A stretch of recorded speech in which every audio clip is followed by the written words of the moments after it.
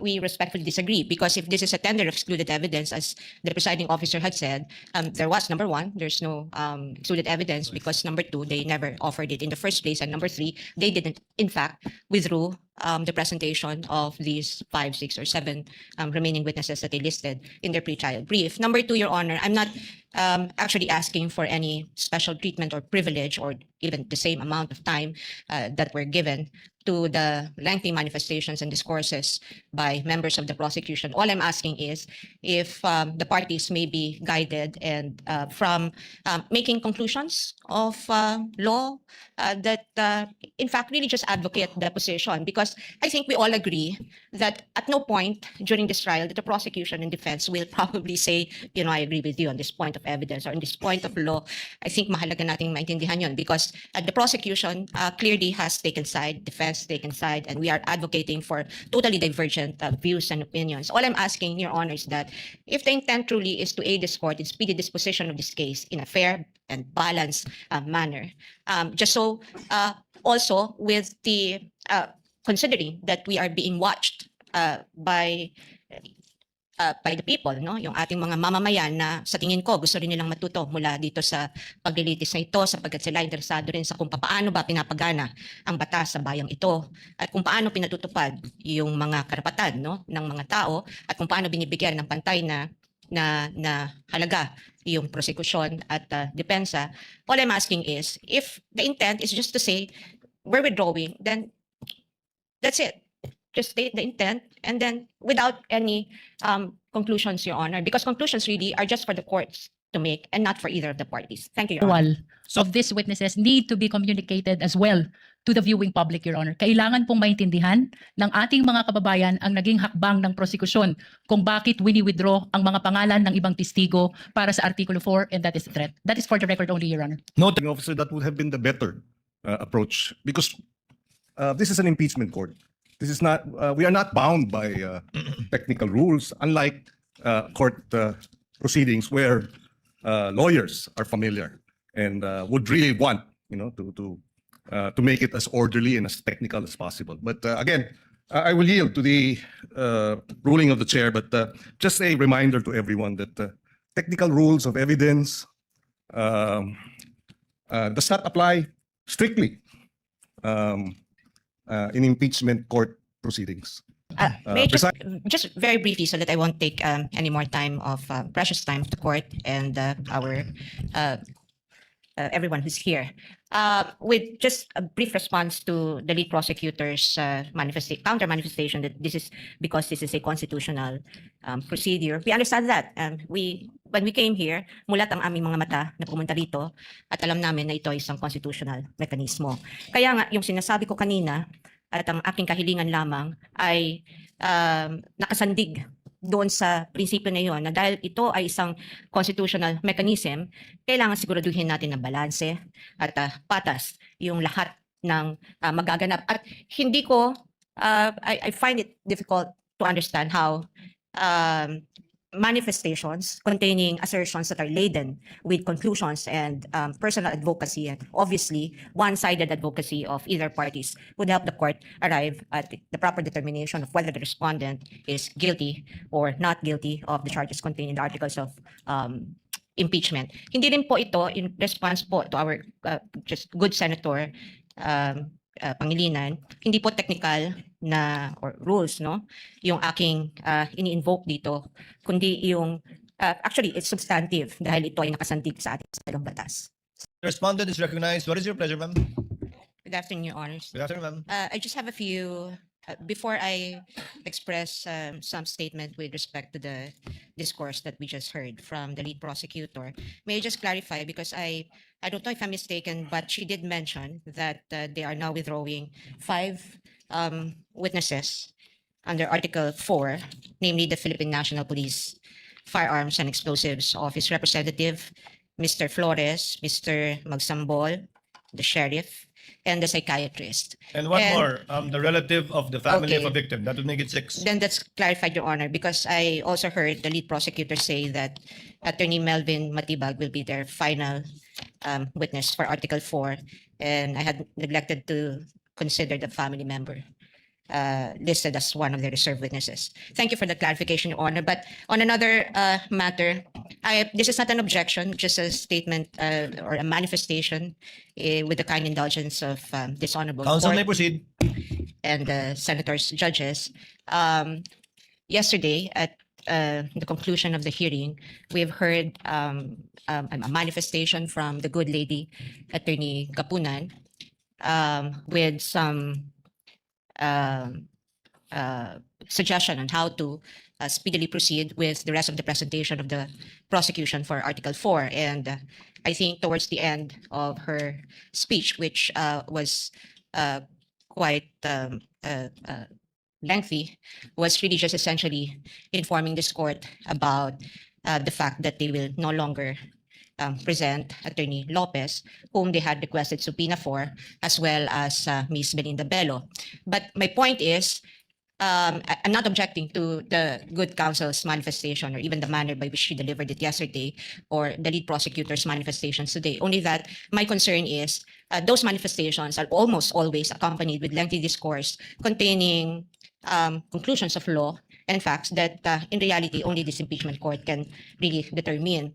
Now, why is this a concern for the defense? Because this affects the fairness and balance of this impeachment court and the way it would perceive whatever manifestations or expressions of sentiments or discourses that counsel for both parties will deliver before this court and before the public. Naririnig po tayo ng taong bayan at ano man ang sabihin ng ating mga kagalang-galang na mga miyembro, no, officers of or members of the bar who also are officers of the court, and we all know that we are before the impeachment court, and therefore we should try evidence and not advocate for the conclusions or the positions that we may have already made even before we went to this trial. And so I'm just expressing a concern on behalf of the defense and just for the guidance of both parties. If the only message that either, and this goes for both parties, if the only intent really is just to withdraw witnesses, and perhaps it would better serve the purpose of aiding the speedy disposition of this case if that fact alone will,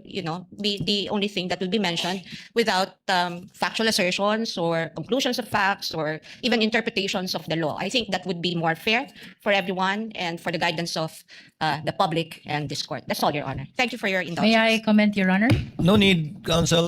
Let the chair react to the statements made by lead counsel for the respondent. The presiding officer took it as the statements as akin to a tender offer of excluded evidence, very similar to that. Although we are not yet at that stage, although evidence has not yet been excluded, the presiding officer took it as that. Therefore, what is your pleasure? I'll give it to the counsel for respondent. Should you decide not to call witnesses in your witness list, do you want the same privilege of being able to make a tender, meaning an explanation of why you won't be calling these witnesses? If not, given the fact that it was given already to the counsel to the prosecutors, or we will simply remind both parties to cease from doing so henceforth. I give you the equal opportunity, counsel. Thank you, Your Honor. What is your pleasure? Let me just clarify, Your Honor. With respect to the presiding officer's statement on it, the chair taking the prosecution's manifestations, a tender of excluded evidence, we respectfully disagree, because if this is a tender of excluded evidence, as the presiding officer had said, there was, number one, there's no excluded evidence, because number two, they never offered it in the first place, and number three, they didn't, in fact, withdrew the presentation of these 5, 6, or 7 remaining witnesses that they listed in their pre-trial brief. Number two, Your Honor, I'm not actually asking for any special treatment or privilege or even the same amount of time that were given to the lengthy manifestations and discourses by members of the prosecution. All I'm asking is if the parties may be guided and from making conclusions of law that in fact really just advocate the position, because I think we all agree that at no point during this trial that the prosecution and defense will probably say, I agree with you on this point of evidence or on this point of law. I think mahalaga nating maintindihan yun, because the prosecution clearly has taken side, defense has taken side, and we are advocating for totally divergent views and opinions. All I'm asking, Your Honor, is that if the intent truly is to aid this court in speedy disposition of this case in a fair and balanced manner, just so also with the considering that we are being watched by the people, no? Yung ating mga mamamayan na sa tingin ko gusto rin nilang matuto mula dito sa paglilitis na ito sapagkat sila interesado rin sa kung paano ba pinapagana ang batas sa bayang ito at kung paano pinatutupad yung mga karapatan, no, ng mga tao at kung paano binibigyan ng pantay na halaga yung prosekusyon at depensa. All I'm asking is if the intent is just to say we're withdrawing, then that's it. Just state the intent and then without any conclusions, Your Honor, because conclusions really are just for the courts to make and not for either of the parties. Thank you, Your Honor. So noted, as the court said, it is akin to and not exactly a tender offer. Therefore, the court will now remind both parties to kindly limit any such manifestations on the withdrawal or change on the withdrawal of their witnesses, to kindly limit it to the withdrawal of such witnesses, and it applies to both sides, Thank both you, the Your Honor. prosecution and the respondent side, should that time come on the part of the respondent. So ordered. Any other matters to be taken up? Thank you, Your Honor. None from the defense, Your Honor. So, Quick manifestation, Your Honor. Do you have anything? I'm sorry. Quick manifestation, Your Honor. Yes. Just to respond to the manifestation of the defense. Yes, the Honorable Luis. Nais ko lamang pong ipaalala sa ating mga kababayan, this is a constitutional process. This is of paramount of importance. And therefore, providing the reasons for the withdrawal of these witnesses need to be communicated as well to the viewing public, Your Honor. Kailangan pong maintindihan ng ating mga kababayan ang naging hakbang ng prosekusyon kung bakit wini-withdraw ang mga pangalan ng ibang testigo para sa Artikulo 4, and that is the threat. That is for the record only, Your Honor. Noted. Court already made a ruling. Senator Judge Cayetano. Mr. Senate President, Mr. Presiding Officer, I agree with you both, and there's a solution to that. Let me start by I agree with the defense. Actually, I was going to stand up yesterday, but with all due respect to a good lawyer, Attorney Kapunan, and to the fact that my seatmate, Senator Miggs, was very proud of her, saying that she's his ninang, I did not stand up anymore. The problem with explaining why you're withdrawing is actually you are feeding to the court something they did not testify to, and then something the defense cannot object to. So, and if it is a proffer or a tender, it is clear to everyone, in-exclude yun. Kaya ko nga lang nilalagay. But tama naman si Presiding Officer, it's akin, it's not the same. But dun kasi sa tender, nag-ruling eh. So it's very clear to us it's unacceptable, di ba? So after the very eloquent manifestation of Attorney Kapunan yesterday, if I was a layman, I would think what you said, whether it was the agent, John Mark, whether it was the second witness sa NBI, was true. Kasi parang may summation. The same thing with you, the very able lead prosecutor and chairperson of the House Committee on Justice, diba? Having said that, I agree with you, this is an impeachment court. People have to know why. But I think we've been very lenient. No one except the spokesperson has spoken about the sub judice rule. So you can actually explain it in the press con afterwards, if I may, no? Because nga, I was also observing yesterday and I was saying, kung ako yung defense, dadagdagan ko na yung witness ngayon at every time i-withdraw, may chance akong i-explain bakit wini-withdraw, then reinforce kung ano yung sinabi nung before. So I understand you completely, ma'am. People have to understand why it's not a sign of weakness. In fact, in your, it's a sign that you've achieved your position. But we can do that in the press cons and other forums. But if you do it kasi here, walang chance yung prosecution to rebut that. Or if they do, it's one rebutting the other rather than the witness standing. So if I may offer that solution, Mr. Presiding Officer. As ruled by the presiding officer, henceforth, that will no longer be allowed. Senator Judge Pangilinan, before Senator Judge Pia Cayetano. It's just a very quick manifestation. I was actually listening to the ruling of the presiding officer, and initially I thought he would rule that the defense would likewise be given the opportunity to speak up, and at some point when they likewise have the opportunity to withdraw witnesses. I would like to think, Mr. Presiding Officer, that would have been the better approach, because this is an impeachment court. This is not. We are not bound by technical rules, unlike court proceedings where lawyers are familiar and would really want, to make it as orderly and as technical as possible. But again, I will yield to the ruling of the chair, but just a reminder to everyone that technical rules of evidence does not apply strictly in impeachment court proceedings. Precisely because nakikinig ang taong bayan, pagka-technical masyado, na sa halip na lumalabas ang bawat punto.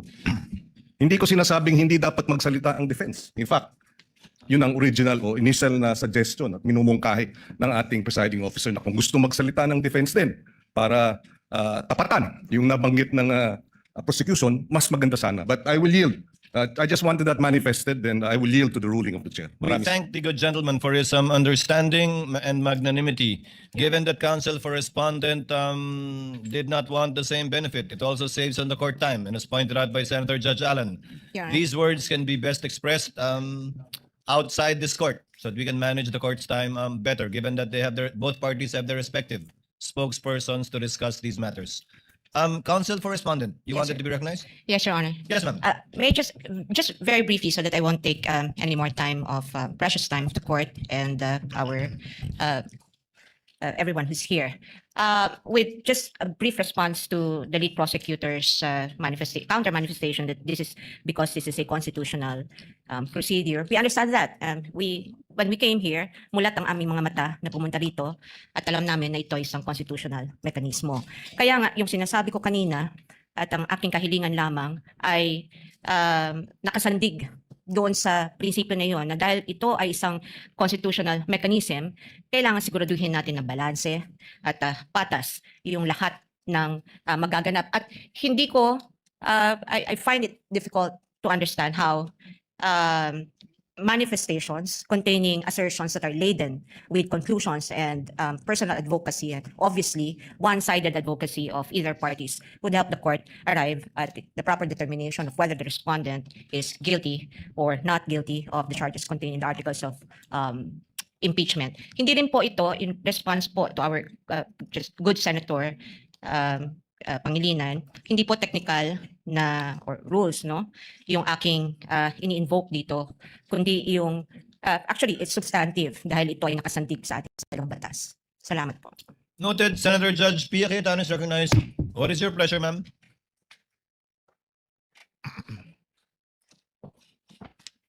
I would just like to support the ruling of the presiding officer, cautioning the both prosecution and defense. I too noticed the esteemed